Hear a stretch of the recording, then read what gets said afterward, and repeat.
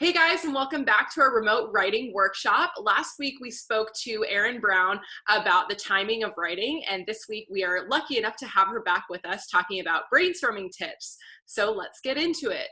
All right, question number one, what is the goal of a brainstorming session? Well, brainstorming helps to flesh out ideas about your main topic or story idea and create a framework for your book.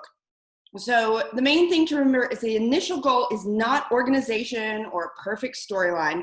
You want to write down as many ideas as possible. Don't think about whether they're good or bad. And you can use a computer to brainstorm, but research has actually shown that physically writing thoughts down activates your brain in a different way. And the whole point of brainstorming is to come up with tons of potential ideas, basically raw material. And you won't do that if you try to turn the raw material into good to go writing ideas too early. So you don't want to overthink it. You just want to write it all down, get everything out there.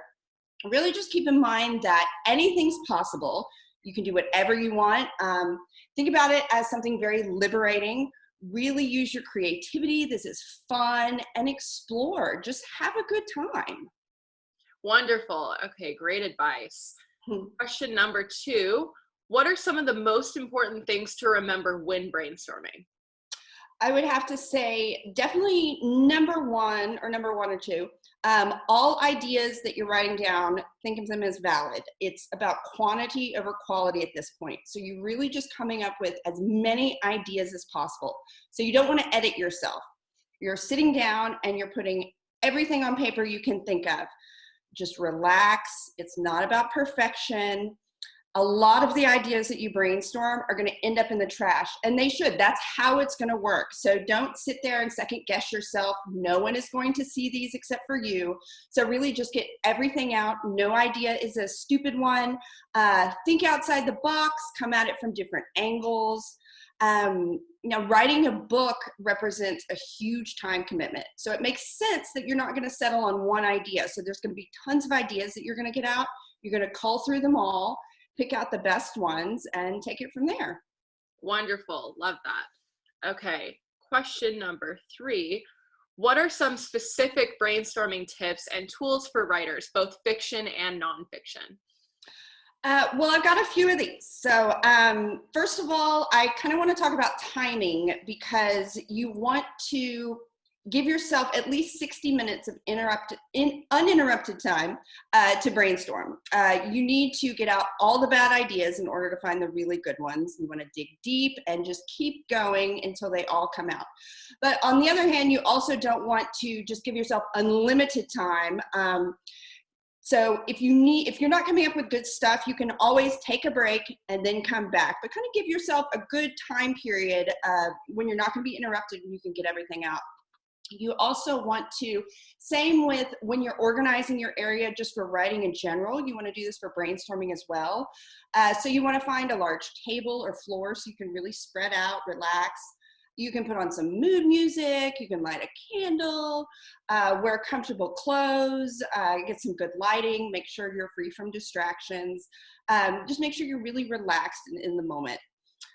You also want to have your tools at the ready. Have some large pieces of paper, poster board, maybe even some index cards, anything that's going to inspire you. You can clip out photographs from magazines. You can, if you have little figurines you love that are going to, give you some sort of spark, have those out. Anything that's going to bring forth creative thought you can have around you.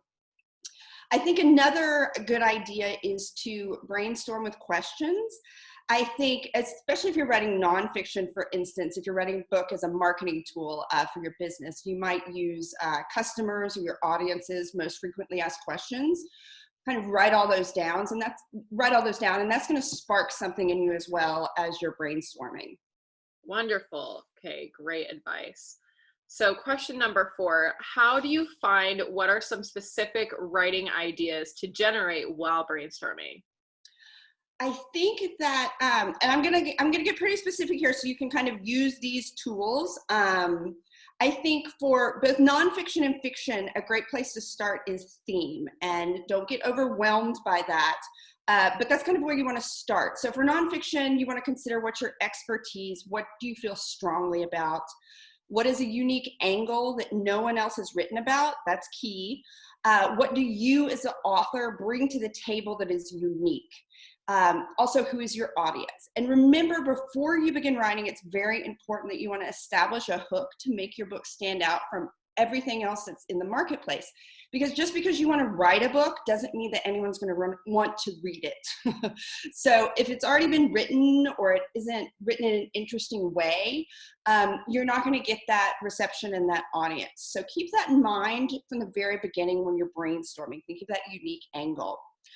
If you're writing fiction for theme, keep it simple, but remember every novel should be about something. Usually for theme, if you think about something that you feel really passionate about, whether it's something that makes you angry or excited or sad, something that brings up a lot of emotion, that's a topic that you want to consider for a theme, because you're going to have a lot to write about on that. And so those are really the issues you're going to have something to talk about, whether it's fiction or nonfiction. Okay, wonderful. All right. So, oh wait, I have some more. Do we have time for more? Yeah, go for it. Okay. I want to talk about, if you're doing fiction, you also, a great way to brainstorm is to start brainstorming for characters. Mm-hmm. And you can think about all the people that you've known in your life. And that includes everyone from TV and movies, and of course your own character traits. And you can mix and match all of these features to come up with some original new characters. And you're really just interested in your candidates for the job of leading man or woman, the protagonist of your novel. And you don't need to flesh them out at this point. You don't need to construct these elaborate biographies, but really just fill a page or two of one-line character sketches. For example, a sarcastic newspaper reporter with 7 cats and a gambling addiction. The next one could be a height challenged kid with one arm who wants to be the next NBA star. Just, jot all these down one right after another for 1 or 2 pages.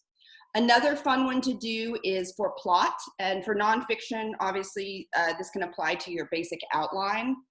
At this point, you're not trying to write a very detailed plot or chapter outline, one that has a beginning, middle, and ending, so don't overcomplicate it. All you want right now is just a spark, a skeleton of an outline for nonfiction, or a spark of a plot for fiction.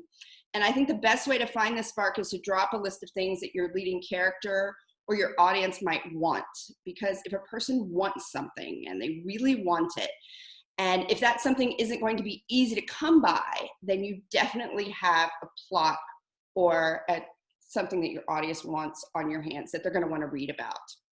And I think one more that's a good one, especially for fiction, is to brainstorm your setting. And of course, we've visited countless places in our lives. Any of these places can be used as a setting. Even if you haven't, you can use your own hometown. You can change the name. You can add in new characteristics.